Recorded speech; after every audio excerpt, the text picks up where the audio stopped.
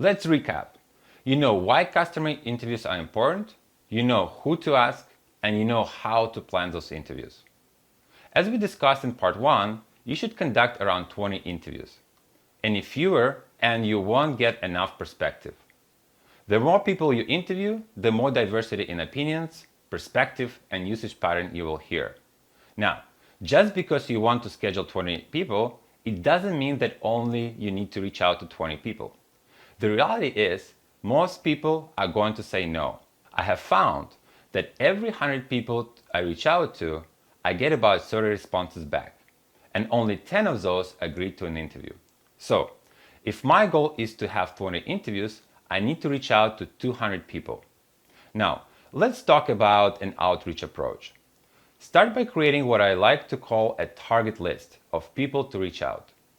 If I want to interview existing customers, my company's customer service team will know where to find them.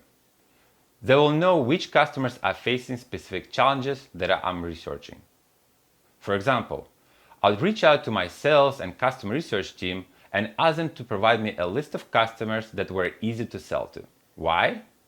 Because these easy to sell customers likely have a very clear understanding of the problem your product solves and what benefit that solution offers. What if you don't have any current customers? Or if you want to hear from people who haven't bought from you? Then you have to find prospective customers. But where do you look?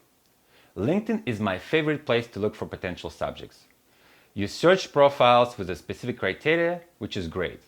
But even better is that people you are researching out will see your picture and where you work. That's an instant trust factor, and much better than an email from a stranger.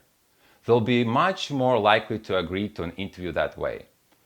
Having trouble figuring out who to interview? Review your ideal customer profile. Or, if you don't have one, make a guess at who will be the right person for your product, or whose problem you are trying to solve. For example, let's say that my ICP is IT manager who oversees security at a mid-sized organization. Then, I would reach out to IT manager, IT director, VP of technology titles on LinkedIn. Don't worry, in the next video, I'll show you exactly how to do this.